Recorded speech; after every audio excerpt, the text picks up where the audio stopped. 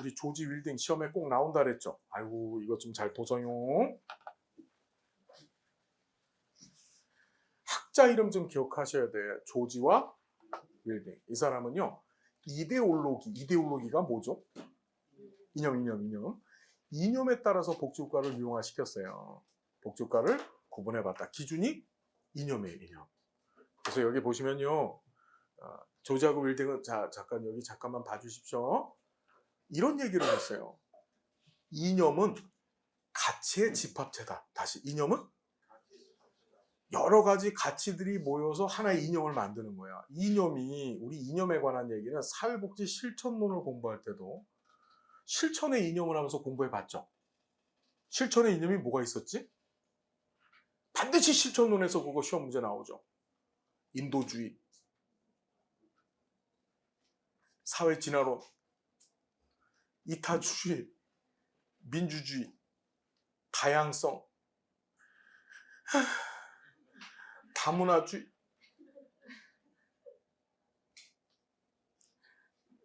반드시 이념 실천론에 출제되어 2번 아니면 3번에서 출제되는 거예요. 이념은. 알았습니까? 예, 사생결단 출제돼요.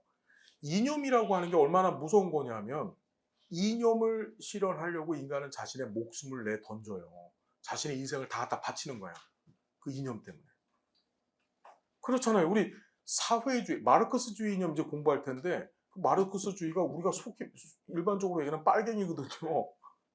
그것 때문에 얼마나 많은 사람이 죽고 전쟁을 하고 난리 부르스를 치고 있어요. 그죠? 무슨 말인지 알겠나요? 이념은 우리 인간 행동의 아주 근본적 동기가 되는 겁니다. 우리가 갖고 있는 이념들을 우리는 믿고 가는 거야. 그런데 그 이념이 뭘로 구성되어 있다고? 가치가 모여서 이념을 구성하고 있다고. 그래서 이 조지 윌딩에서는 그 이념을 구성하고 있는 가치 문제가 억수로 많이 나와요.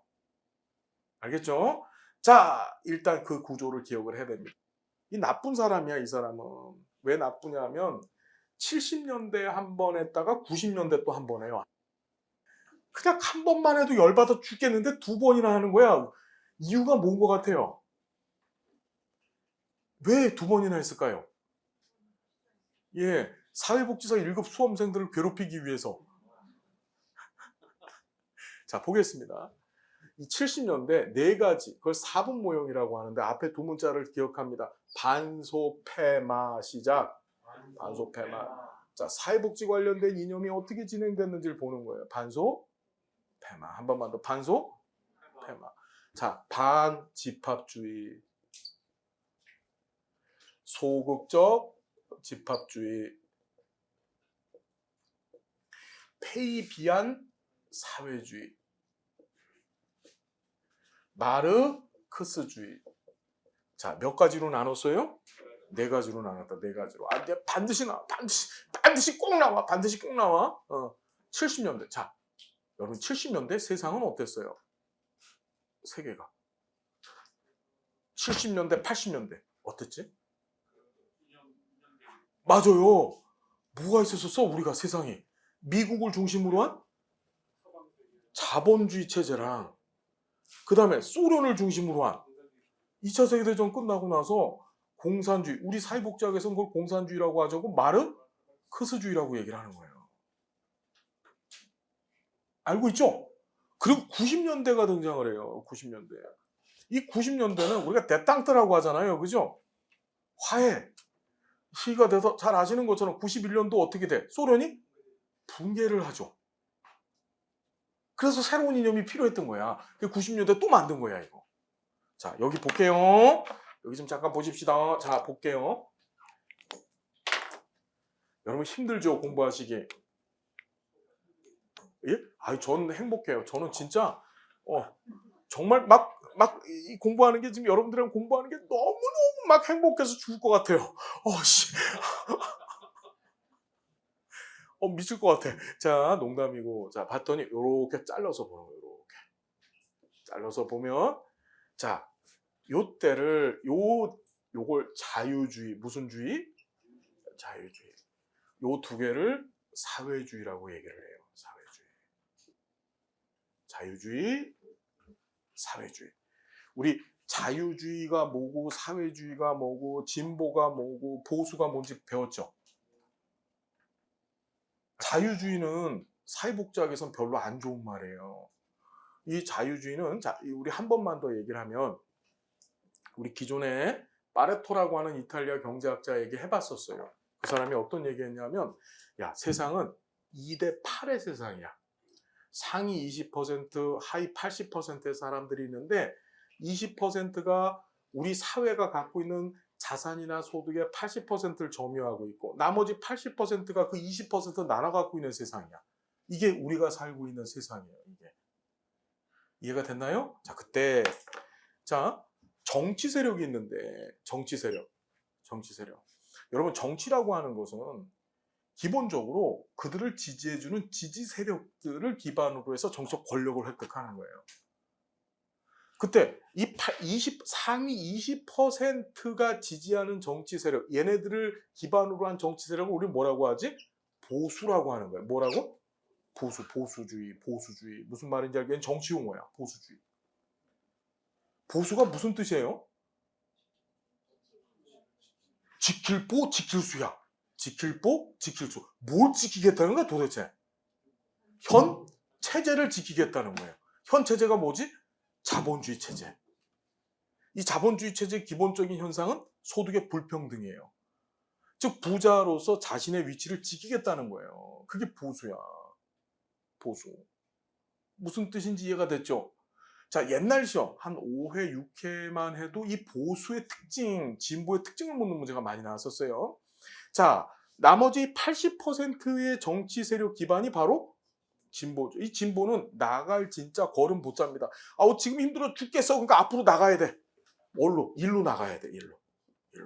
그 나갈 진짜 앞으로 나가자. 지금 못 살게 죽겠으니까 좀 세상을 바꿔놓자. 이게 진보라고요. 그러니까 사실 사회복지는 보수주의자, 진보주의자 중에 누가 사회복지하는 게 맞아요? 아니 사회복지는 완전한 진보예요. 우리는요. 이건 진짜예요. 이게. 그리고 얘네들이 갖고 있는 경제관이 있는데 경제관이 보수주의자들이 갖고 있는 경제관이 자유주의. 진보가 갖고 있는 경제관이 사회주의. 여러분 사회주의가 빨갱이만 뜻하는 게 아닙니다. 아니에요. 자, 우리 이 자유주의, 사회주의 잠깐 얘기를 해야 되는데 자유주의 경제관과 사회주의 경제관을 구성하고 있는 기본적인 이념이 있는데 이 자유주의는 개인주의에 기반합니다. 무슨 주의? 개인주의. 아이 중요해. 뭔 주의? 개인주의. 반면에 이 개인주의의 반대가 뭐지? 집합주의. 무슨 주의? 집합주의예요. 집합주의. 야, 기억해야 돼. 개인주의 반대는 뭐라고? 개인주의가 뭐요?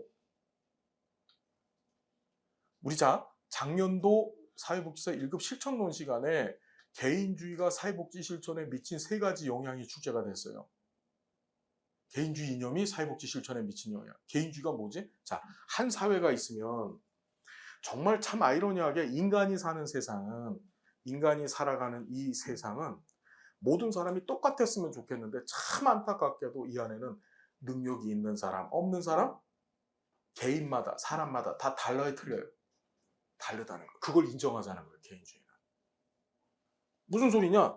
이 안에 돈 많이 버는 사람도 있고 돈 못 버는 사람도 있고 아예 그냥 찌질이 이런 사람도 있고 여러 사람이 섞여서 사는 거야. 그때 그 개인 하나를 다 그대로 인정하자는 거예요. 즉 얘는 빈부를 인정하자는 거예요. 빈부를. 무슨 얘기인지 알아요? 그게 개인주의예요. 자, 그러면서 얘네들의 기본적인 시각은 자, 개인주의 지금 한꺼번에 정리해야 돼요. 자, 개인주의는 자, 실천론 시험 문제 나왔던 거 잘 보세요. 개인주의는 신이 인간한테 자유를 줬는데 어떤 사람은 그 자유와 개인이 갖고 있는 능력을 활용해서 부자가 되고 어떤 사람은 그 자유를 활용하지 못하고 또는 능력을 이용하지 못해서 가난한 자가 돼서 그걸 인정을 하자는 게 개인주의예요.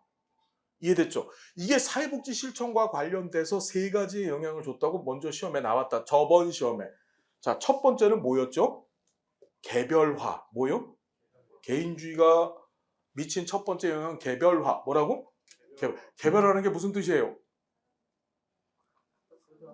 그렇죠? 사람 개별화라는 뜻은 무슨 소리냐면 클라이언트 또는 개인의 요구에 따라 제공되어지는 서비스가 달라야 된다는 뜻이에요. 개별화는. 개별화 뜻이 뭐라고요? 사람마다 욕구가 다르고 그것에 따라서 제공되는 서비스가 달라야 된다는 뜻이야. 여러분 개인주의 봐봐. 어떤 사람은 부자가 있고 어떤 사람은 가난한 자가 있어요. 노인대 있었을 때 어떤 사람은 삼성에서 운영하는 노블 카운티를 가도 되고 돈 없는 사람은 어떻게 해야 돼? 그냥 집에서 계시고요. 무슨 얘기인지 이해가 됐어요? 그걸 인정하자는 게 개별화예요. 그게 개인주의에서 나온 거예요. 자, 두 번째는 수혜자격 축소가 출제됐죠. 수혜자격 축소. 뭐요? 수혜자격 축소. 다시 수혜자격 축소. 왜 수혜자격 축소가 되지? 개인주의하에서는 얘가 가난한 이유가 뭐지? 그래요. 뭐냐면 자유를 줬는데 어떤 사람은 열심히 살아가고서 능력을 잘 활용해서 부자가 됐는데 어떤 사람은 그렇죠. 도덕적으로 타락하고 그게 나태죠. 그래서 얘는 가난한 상태로 있는 거예요.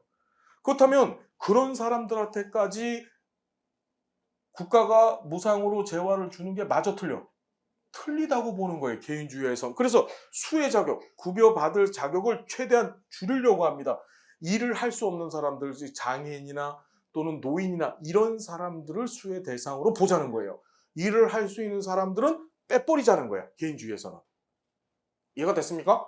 자, 세 번째가 뭘 강조합니까? 얘는 의무를 강조해요. 무슨 의무? 뭘 강조한다고? 의무를 강조하는 거예요. 무슨 의무지? 일을 할 수 있는, 일을 하라고 자유를 줬으니까 일을 해야 되는 거예요, 지가. 지 생존에 관련된 일을 하는 것이 삶의 의무라고 주장을 하는 거예요. 그게 개인주의야. 자, 개인주의가 사회복지 실천에 미친 영향 세 가지. 개별화, 수혜 자격 축소, 의무 강조. 작년 시험에 나왔다. 알았습니까? 나왔는데도 잘 모르고 있다. 기출문제도 안 보고 책도 안 봤다는 얘기다. 예, 다 됐나요? 됐죠, 여러분?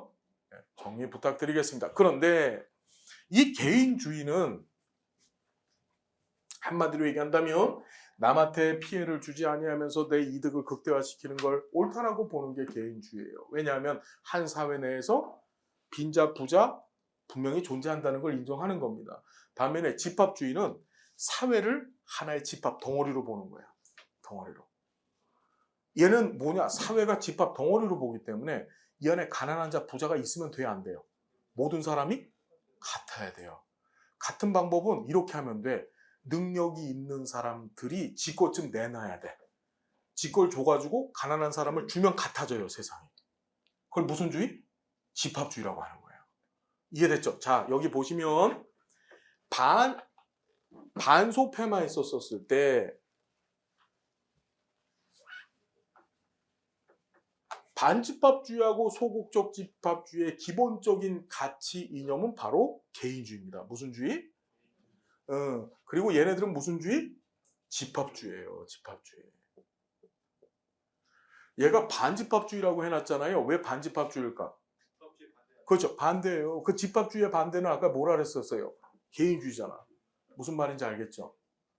이해가 됐나요? 그러니까 얘네들의 기본적인 가치 베이스가 개인주의예요. 개인주의. 이해가 됐나요?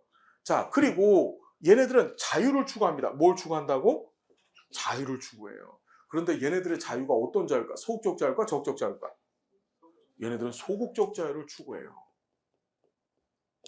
얘네들은 기본적으로 경쟁을 추구합니다. 뭘 추구한다고요? 경쟁을 추구해요. 경쟁만이 경제 성장을 통해서 자유주의를 실현시킬 수 있다고 봐요. 자유주의는 자본주의 체제를 얘기하는 겁니다.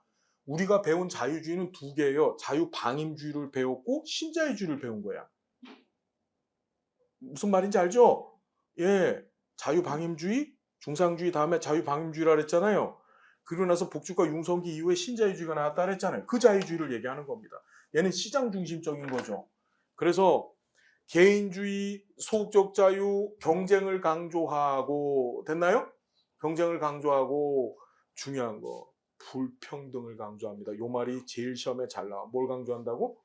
불평등. 불평등이 뭐죠? 평등은 자원의 배분이라 그랬잖아요. 자원이 한쪽으로 쏠려 있어야 된다고 주장하는 거예요.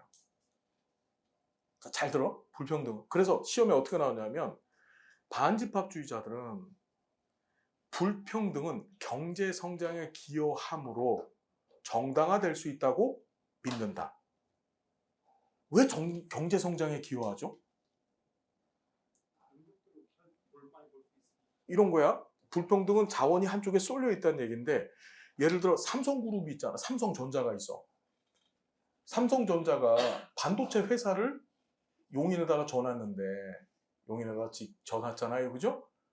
만일 그 자원이 우리 사회에 모두 공평하게, 공평이 아니라 결과의 평등으로 똑같이 나눠 갖고 있으면, 그럼 공장을 질 수 있을까요?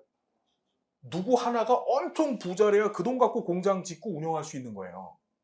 그게 자본이라는 거예요. 자본. 막스는 그걸 생산수단이라고 표현을 했습니다. 누군가한테 그 불평등을 통해서 자본이 몰려가 있어야 그 사람이 땅도 사고 공장도 짓고, 무슨 말인지 알겠습니까? 그걸 모든 사람한테 평등하게 그냥 나눠줘 똑같이. 그럼 절대로 공장 못 져요. 그래서 불평등은 다시 한번 경제 성장에 기여할 수 있으므로 정당화될 수 있다고 믿는다. 누가? 반집합주의자들이. 이해됐나요? 그리고 얘네들은 사회 복지의 주체가 누가 된다고 봐요? 가족과 시장. 다시 누구요? 이것도 시험에 나왔죠? 가족과 시장이 해야지. 국가가 나서면 다 안 돼. 국가가 나서는 걸 좋지 못하게 봤더라. 됐어요? 어떤 얘기인지? 자, 이게 얘네들 가치인데 누구 가치? 반집합주의. 반집합주의. 자, 문제는 여기서 터져요. 불평등을 강조하다 보니까, 다시 불평등을 강조하다 보니까 무슨 일이 벌어지냐면, 이 불평등은 부자 가난한 자 사이를 자꾸 갈라놓죠. 그래서 터지는 게 뭐라 그랬었어요? 혁명이 터진다 그랬잖아요. 그럼 자본주의 체제가 붕괴가 되겠죠. 무슨 말인지 알겠죠? 그래서 누가 등장하냐면 소극적 집합주의가 등장한 거예요. 얘는 뭐냐? 집합주의를 좀 소극적으로 하자. 집합주의는 아까 전에 그랬잖아. 부자 네 거 좀 내놔봐. 그래서 좀 나눠줘야 되지 않겠어? 그렇죠. 그걸 어떻게 적극적으로 막 설쳐대는 게 아니고 조금 하자. 왜? 안 나눠주면 자유주의가 무슨 주의로 바뀌니까? 사회주의로 체제가 바뀌어버려요. 자본주의 체제를 유지하기 위해서 국가가 일정 정도 시장 안에 개입하여 분배 정책을 실시하자는 게 무슨 주의예요? 소극적 집합주의인 거예요. 얘네들이 국가가 분배, 즉 사회복지 정책하는 궁극적인 목적이 뭐야? 자본주의 체제, 즉 자유주의 시장 체제를 유지하기 위한 목적하에서 이걸 하는 거예요. 이해가 됐나요? 자, 얘네들의 가치를 보면 똑같이 개인주의, 똑같이 소극적 자유, 똑같이 경쟁, 가족 시장이 중요한데 뭐만 틀리냐? 그래서 시험에 나오는 게 얘네들은 불평등을 하면 불평등을 최소한 감소시켜야 된다고 보는 거야. 다시 시험에 나오면 그래서 얘는 불평등 가치가 중요한데 얘는 불평등 해소시켜야 된다고 보는 거야. 다시 얘는 불평등이 있고 얘는 불평등이 없고 그렇게 시험에 나오는 거예요. 나머지 가치는 다 똑같은데 얘는 불평등이 있고 얘는 불평등 없고. 시험 문제 보세요. 불평등이 있으면 무슨 주의? 반집합주의. 나머지 가치들은 다 같은데 이 가치들이 하나로 총체가 되면 그게 뭘 만들어주는 거예요? 하나의 이념을 만들어주는 거야. 반집합주의 이념을. 자, 불평등의 차이 하나 가지고서 구분을 한다. 그래서 우리 시험에 맨날 불평등이 나온다. 불평등 같이 주장하는 건 무슨 주의? 반집합주의고. 됐죠? 불평등을 해소해야 된다고 주장하는 건 무슨 주의? 네? 그렇죠. 그 소극적 집합주의는 불평등 대신 뭘 갖다 붙여? 실용주의를 갖다 붙입니다. 무슨 주의? 실용이라는 말은 쓸모가 있다면 우리가 갖고 있는 이념에 위배되더라도 좀 갖다 쓰자. 그게 실용이에요. 저 중국 같은 나라가 원래 마르크스주의 국가잖아요. 근데 이 등소평 때 흑묘, 백묘라고 해서 검은 고양이든 허연 고양이든지 간에 쥐만 잘 잡으면 이 묘가 고양이 묘자입니다. 뭐 하는 거지? 갖다 쓰자. 그래서 걔들이 뭘 갖다 썼어? 시장 체제를 갖다 쓴 거예요. 자본주의 체제를. 이해되셨나요? 실용주의라는 것, 우리 국가 개입하는 거 원래 싫지만 이거 안 하면 자본주의가 붕괴돼 갖고 이 자유주의가 붕괴돼 갖고 사회주의가 될 수 있으니까 어쩔 수 없이 좀 갖다 쓰자. 그 실용주의 가치가 하나 얘는 있다. 얘는 없는데. 자, 같이 구분할 수 있겠죠? 차이점, 얘는 실용주의 있고 불평등 없고 얘는 실용주의 없고 불평등 있고. 그거야. 어렵지 않죠? 그런 거 시험 문제 내는 거예요. 자, 얘는 페이비안 사회주의하고 마르크스주의가 등장을 해요. 얘는 사회주의가 기반입니다. 집합주의에 기반해요. 무슨 주의? 집합주의. 자, 페이비안이라는 말이 뭔지 아세요? 페이비안? 옛날에 그 로마에서요. 이 로마에서 그 한니발이라는, 그러니까 로마 사람들이 싸웠던 적국에 한니발이라고 하는 장군이 있었어요. 한니발 아세요? 한니발이라고 하는 장군이 있었는데 그 한니발이 엄청난 세력을 갖고 있었던 군대였었어. 걔네들이랑 싸우기 위해서 로마군이 채택했던 그 전술이 있었었는데 그 전술이 페이비안 전술이야. 어떻게 하냐면 이걸 지구전이라고 하나요? 무슨 전이요? 지구전이 뭐냐면 옹벽을 탁 쌓아놓고서, 그러니까 성벽을 탁 쌓아놓고서 이 안에서 뻗팅기는 거야. 누가 먼저 나가 떨어지나. 이해됐나요? 얘는 기본적으로 얘는 이 자유주의 체제를 페이비안 사회주의는 인정을 합니다. 인정을 해요. 이거 단박에 혁명 같은 방법을 통해서 까부실 순 없다라고 생각하는 거예요. 그러면서 어떻게 점진적으로, 다시 뭐라고요? 점진적으로 이 자유주의 체제를 점진적으로 사회주의화 시키는 거야. 천천히 사회주의화 시키는 거야. 천천히. 무슨 얘기인지 알겠나요? 그 얘들이 채택한 방법이 뭐냐? 국영기업 있죠? 대기업들 또는 기간산업들, SOC 같은 기간산업들을 국유화시켜. 국유화. 국가가 큰 대기업들을 사들입니다. 그 다음에 도로, 항만 이런 걸 전부 국가가 사들이는 거야. 그런 식으로 해서 차근차근 어떻게 사회주의화 시키자고 주장하는 게 바로 페이비안 사회주의다.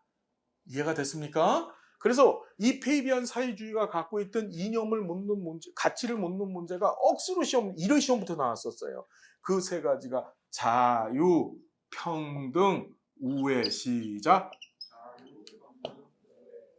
한 번만 더. 자유, 평등, 우애.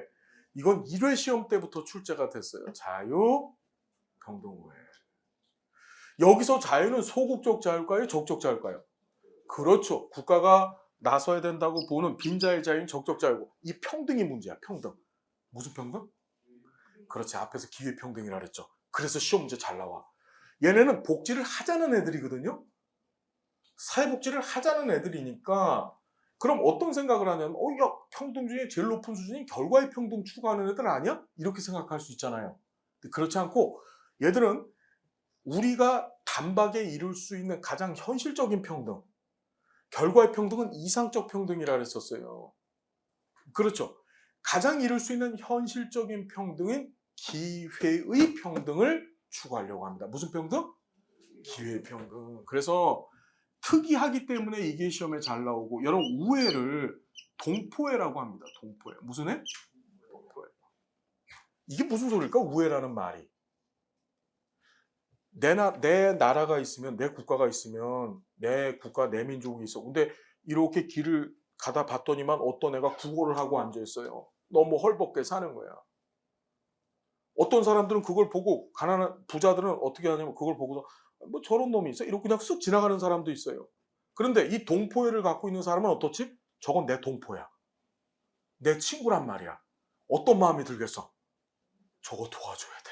저거 도와줘야 돼. 이게 끓는 거야. 무슨 얘기인지 이해되죠? 그걸 동포애라고 표현하는 거예요. 즉 우리 사회에는 가난한 사람, 힘든 사람, 어려운 사람, 병든 사람이 있으면 그 사람은 나의 동포고 내가 그들을 돌봐줘야 된다는 게 바로 동포의 우애입니다. 어떤 얘기인지 정리됐습니까? 자, 세 가지 강조했는데 마르크스주의도 똑같아. 자유, 평등, 우애야. 마르크스주의도. 마르크스주의도 뭐라고요? 자유, 평등, 우애다. 그런데 얘도 무슨 자유? 평등만 틀려. 무슨 평등일까? 얘들 평등은. 이게 바로 이상적 평등, 결과의 평등이에요. 이 마르크스주의는요. 우리 칼 마르크스라고 하는 사람 아시죠? 예, 우리 자본론이라고 하는 책을 썼어요. 그 자본론이라고 하는 책을 통해서 최초로 우리가 잘 알고 있는 공산주의 이념 체계를 만든 사람이 바로 마르크스예요. 마르크스는 급진적 사회주의, 얘는 점진적 사회주의인데 얘는 급진적 사회주의를 얘기하죠. 아이씨 언제 기다리고 앉아있어. 레볼루션, 혁명이라고 하는 방법을 통해서 세상을 어떻게 해야 돼? 반바퀴 뒤집어 엎어놔야 된다고 주장하는 거예요. 이해가 됐나요? 자유주의 체제는 우리가 점진적으로 극복할 대상이 아니고 단박에 급진적으로 홀라당 바꿔놔야 될 것이라고 생각했던 게 바로 마르크스주의예요. 70년대는 여러분 마르크스주의 국가들 많았습니다. 알고 있죠?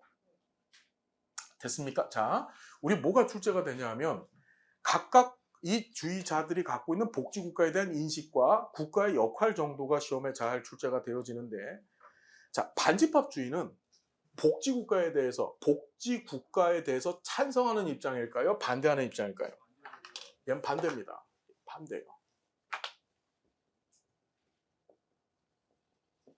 뒷다 싫어합니다. 이 반집합주의자들은. 왜? 복지국가를 하게 되면 국가가 사회복지 관련된 재정 지출을 늘리게 되고 그런 사람들이 그거 갖고서 일을 하려고 해야 하네. 안 해. 무상으로 자꾸 공짜로 주니까 일을 안 한다고 생각해. 그게 경제적 비효율성을 이끌어낸다고 봤어요. 비효율적이다. 그러니까 복지국가 하면 안 된다고 봤어요.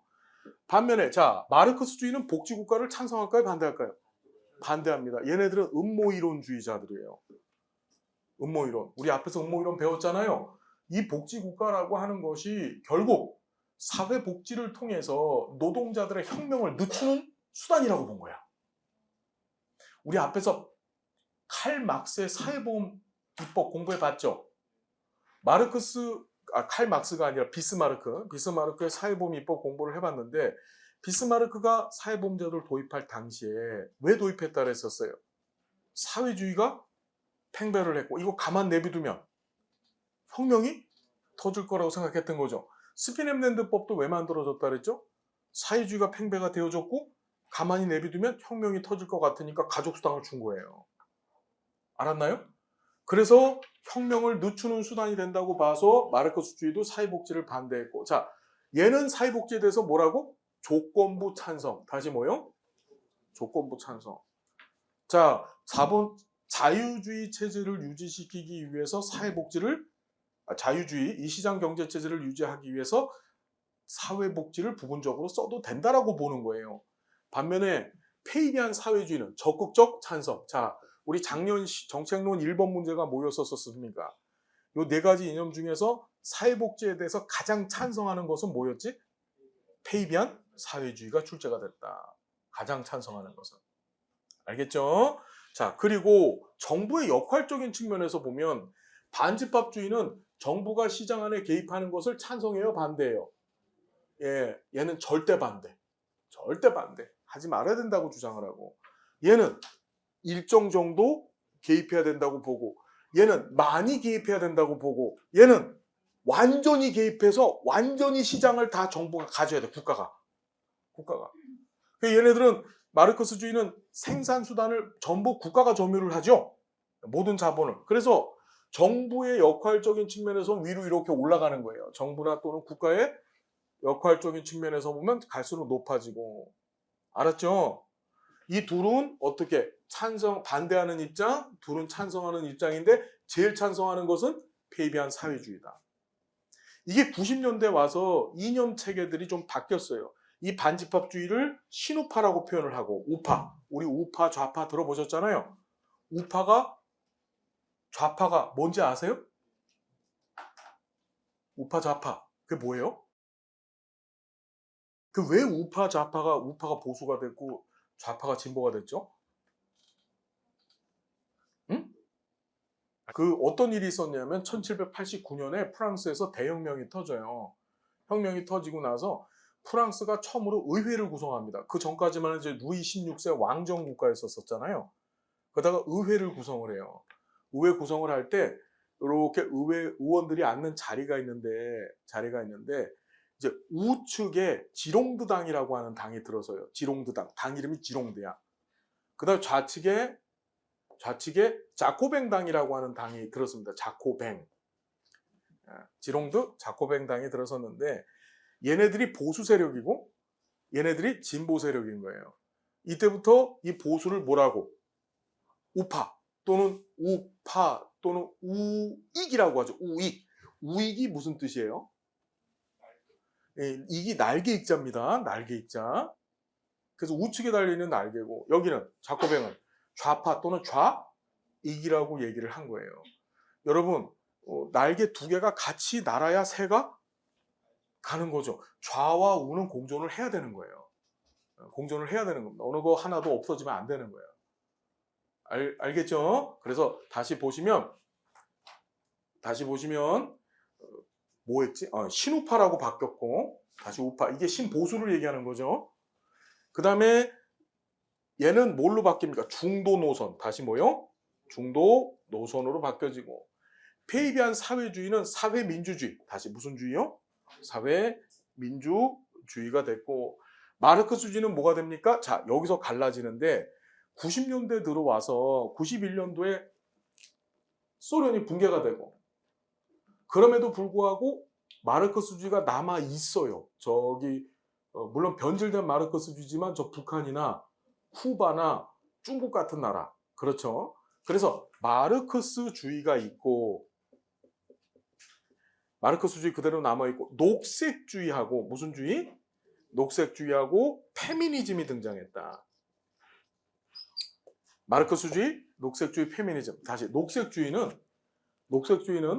환경보호론자들을 얘기하는 겁니다. 뭐냐? 국가가 우리 수렴이론 할 때도 공부해봤지만 국가가 사회복지를 하기 위해서는 경제가 발전돼야 되고 경제가 발전되면 환경은 망가지죠. 그래서 사회복지에 대해서 부정적 입장을 갖고 있는 게 바로 녹색주의를 얘기하는 거고 자 페이비안 페미니즘이 등장하는데 이게 여권주의죠. 예. 사회복지라는 것이 본질적으로 여성을 억압하기 위해서 남성이 사용한 수단이래. 그러면서 얘네들이 대표적으로 주장한 게 그 여성의 출산 정책 같은 거 있죠. 왜 여자한테 자꾸 애를 낳게 만드냐 이거야. 그게 남성들이 이제 뭐 하여튼 그래 그런 게 있어. 그래서 자 요렇게 표를 기억을 해두시면 된다. 자 같이 문제 잘 나옵니다. 자 그래서 자유주의 입장 요 표를 가지고 기억을 꼭 좀 해두시고 에스핑 앤더슨은 시험에 안 나오면 기적입니다. 다시 말씀드립니다. 에스핑 앤더슨 이게 왜 나오냐 하면 에스핑 앤더슨은 어느 나라 사람 같으세요? 어떻게 아십니까? 예? 안델센 맞아요. 맞아요. 덴마크 사람입니다. 이야 20년 만에 처음 들어봐요. 야 이걸 바로 맞히신 분을 처음 봤습니다. 예, 다 에스핑 앤더슨 하면은 뭐지? 미국 영화 중에 그거 있어요. 저 매트릭스? 예, 거기 보면 주인공 키아누 리브스 저 닮은 사람 하나 있잖아요. 자 웃은 사람 일어서세요. 웃은 사람 엎드려 뻗쳐. 자, 이거 학점을 줄 수 있어야 되는데, 진짜 학점을 주면 전부 F로 아주 신이 나셨습니다. 예. 자, 어쨌든지 간에 거기 보면 그 사람의 그 극 중에 이름이 뭐지? 미스터 앤더슨이죠. 앤더슨이야. 그래서 이제 뭐 미국 사람이라고 얘기하는 사람도 있더라고요. 자, 그거 아니고 이 사람 덴마크 사람인데 이 에스핑 앤더슨의 이 3분 모형이 왜 중요하냐면요. 가장 최근에 만들어졌어요. 물론 90년대에 만들어졌기 때문에 올해는 됐지만 가장 최근에 만들어진 가장 정평 있는 이론 체계야.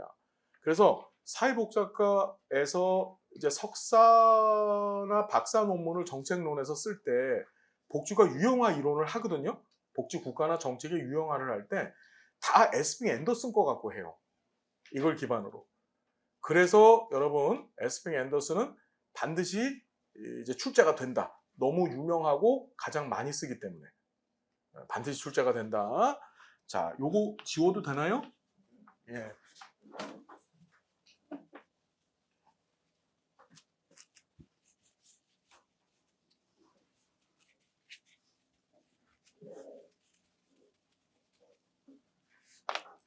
자, 에스핑 앤더슨은 복쥐과 유형화를 하는데 총 3가지 기준을 제시했습니다. 자, 3가지 기준 기억하셔야 된다. 기준이 3가지다. 기준이. 우리 앞에서 조지하고 윌딩은 이념을 기준으로 봤죠. 근데 에스핑 앤더슨은 기준이 3가지다. 첫 번째가 탈상품화, 두 번째 계층화, 세 번째가 국가, 시장, 가족의 역할 정도. 여기서 역할이라고 하는 것은 개인의 생존을 보장하는데 누가 더 많은 역할을 하느냐 이런 뜻이에요. 국가, 시장, 가족의 역할 정도. 알았죠? 자, 기준이 몇 개? 다시 시작. 탈상품화, 계층화, 국가, 시장, 가족의 역할 정도. 자, 탈상품화가 중요한데 탈상품화는 우리가 자본주의 체제가 들어서면서 노동은 상품이 됐다 그랬죠. 그러니까 노동시장 안에서 거래가 되어지는 거예요. 거래가 되어지는데 자, 그 노동을 상품으로 시장 안에 팔지 않아도 국가가 주는 무상의 급여를 통해서 생존할 수 있는 정도. 아주 쉽게 얘기한다면 일하지 않아도 먹고 살 수 있는 정도. 그걸 뭐라고? 탈상품화라고 얘기한 거예요. 탈상품화 뭔지 이해가 됐나요? 쉽게 얘기한다면 다시 뭐라고? 일을 하지 않아도 먹고 살 수 있는 걸 얘기해요. 자, 계층화가 등장합니다. 계층화. 다시 무슨 화? 계층화라는 건 층계를 얘기하는 거야. 우리 사회에 존재하고 있는 이 층계를 계층화라고 표현을 했다. 이 계층화 정도가 높은 사회는 어떤 사회냐면 맨 밑에 계층에 있는 사람이 맨 2층으로 가는 게 불가능한 거예요. 그 계층의 폭이 좁으면, 깊이가 좁으면 얼마든지 넘어갈 수 있다는 얘기죠. 우리 선생님들 중에서 혹시 S그룹 회장님만큼 부자 될 수 있는 사람 손 한번 들어봐봐요. 우리 사회가 그만큼 계층화 정도가 심하다는 거예요. 알겠죠? 자, 그 다음 국가, 요거는 나중에 볼 텐데 요 3가지를 가지고서 복지국가 유형화를 총 3개로 나눴다. 이 에스핑 앤더슨이 한 사람입니다. 에스핑과 앤더슨이 아니야. 에스핑 앤더슨인데 에스핑 앤더슨이야 조지와 윌딩이고 에스핑 앤더슨이고 윌렌스키와 르보예요. 알았죠? 미칠 것 같죠 지금? 우리 엄마 이름도 가끔가다 까먹는데 예. 내가 이런 걸 도대체 왜 알아야 될까? 여러 가지 생각을 하실 수 있는데 알아야 돼. 아셔야 돼. 자, 여기 다시 보시면 자, 이분이 에스핑 앤더슨이 이 불교 신자 출신이에요. 빨리 써! 책에다가 에스핑 앤더슨 스님 이렇게 이분이 다니셨던 절의 이름이 있는데 그 절의 이름이 자보사. 절의 이름이 뭐라고요? 자보사. 놀라운 사실은 불교 신자에 이랬더니 그랬군. 야 덴마크 사람이 불교인이래. 막 이러고 있어. 이야 놀랍다. 이야 지금 저 마치 어떤 느낌이 드냐면 그 춘천 가는 구도로가 있어요. 서울에서. 그 구도로 이렇게 한참 가다 보면 옆에 하얀색 병원 큰 거 있거든요. 예, 하얀색 병원 있어요. 예, 거기 보면 춘천 병원 이렇게 써 있어요. 거기 느낌이 확 드는 거야 지금. 예, 기분이 막 이상해져요. 예, 분위기가 완전히 아주 좋아요. 그래서 다시 무슨 사? 자보사. 이분이 다니던 절의 이름이 뭐라고? 자보사. 알겠죠? 예. 그래서 자유주의 복지국가, 보수주의 복지국가, 사회민주주의 복지국가. 자, 자보사. 여러분 불교 신자 절대 아닙니다. 예, 자보사. 알았죠? 에스핑 앤더슨 복지국가 유형 자보사 반드시 시험에 나온다. 이 자유주의 복지국가는 어떤 나라냐면 탈상품화 정도가 아주 극에 달아서 떨어져요. 뭐지? 탈상품화 정도가 낮아요. 뭐냐? 일을 하지 않으면 굶어 죽는 나라예요. 노동의 탈상품화 정도가 극히 낮기 때문에 국가가 무상으로 주는 급여가 없어요. 그러니 일을 하지 않으면 굶어 죽는 나라가 탈상품화예요. 계층화 정도는 어떻게 될까요? 어마어마하게 높아요. 부자, 가난한 자 사이의 갭이 하늘과 땅에 이르게 됩니다. 미국이란 나라가 1인당 GDP가 6만 불이 넘거든요. 미국이 그만큼 잘 살아요. 우리보다 한 2배 잘 사는 나라예요. 근데 미국이란 나라 이렇게 들어가 보면요. 10분위, 그러니까 미국의 소득 계층별로 10분위를 나눠 놓잖아요. 그러면 하위 한 40%에 있는 사람들의 소득은 10,000불이 안 돼요. 그럼 전체 평균 소득이 6만 불인데 하위 40%가 10,000불이 안 된다는 얘기는 나머지 소득을 누가 더 많이 갖고 있다는 뜻이에요. 상위 있는 사람들이 나눠 갖고 있다는 뜻이에요. 이해되셨죠? 그래서 계층화 정도가 어마어마하게 강하기 때문에 가난한 사람, 부유한 사람 사이 하늘과 땅, 절대 여기 있는 애가 여기까지 가는 게 힘든 게 바로 미국이라는 나라입니다. 알았죠? 미국은 대표적인 자유주의 복지국가로 에스핑 앤더슨은 구분을 했어요. 그 다음에 얘네들은 개인 생존을 누가 책임져야 될까? 시장. 어디서요? 시장이 책임지는 거야. 시장이. 노동시장에서 열심히 일해야만 먹고 살 수 있고. 됐습니까? 무슨 말인지 알겠죠? 시장의 역할이 제일 큰 거예요. 시장에서 열심히 일을 해야만 되는 거야. 자, 그 자유주의 복지국가는 굉장히 단순해요. 단순해. 그러다 보니까 자, 이게 대표적인 나라가 미국이나 또는 영국이나 또 호주 같은 나라를 들었어요. 우리나라는 어디에 들어갈까? 우리나라 자유주의 복지국가예요. 자유주의. 여러분들 대한민국이 복지가 잘 돼 있는 거라고 생각하시는데 전 세계적 비교를 하게 되면 우리가 와 대단한 나라예요. 진짜 그렇습니다. 자, 그리고 두 번째가 보수주의인데 이 보수주의를 조합주의 복지국가라고도 합니다. 무슨 주의? 보수주의, 다른 말로 조합주의. 얘네들은 굉장히 특이한 구조를 갖고 있어요. 자, 여기를 잘 보셔야 돼. 시험은 얘한테 집중적으로 나와요. 얘가 특이해서. 이제 시험 계속 보시면 아시겠지만 이 보수주의, 조합주의를 집중적으로 시험 문제를 낸다고요. 얘는 쉬워. 얘하고 얘는. 그래서 그냥 간단하게 한 번 들으면 정리가 되는데 얘는 좀 까다롭다. 자유주의 복지국가가 주로 사용하는 사회보장 정책은 뭘까요? 얘는 공공부조만 써요. 뭐만 쓴다고요? 우리 항상 말씀드렸지만 공공부문에서, 즉 국가와 지자체가 사용하는 정책을 사회보장이라고 얘기를 했고, 사회보장은 공공부조, 사회보험, 사회수당 세 가지가 있다 그랬죠. 근데 위로 갈수록 선별적이고 쉽게 얘기하면 복지가 안 된 거야. 아래로 갈수록 복지가 잘 돼 있는 거라고 생각하면 돼요. 좋은 복지야, 좋은 복지. 인류가 만들어낸 제일 좋은 사회보장 제도가 뭐라 그랬었어요? 사회수당이라고 말씀드렸잖아. 사회수당 제도를 많이 쓰는 나라는 진짜 복지국가가 되는 거예요. 알았죠? 어떤 얘기인지. 공공부조 위주로 가는 나라는 거지 같은 나라인 거예요. 무슨 말인지 알겠죠? 보수주의가 등장하는데 잠깐만 우리 쉬었다가 할까요? 딱 5분만 쉬겠습니다. 5분만 쉬었다가 시작하겠습니다.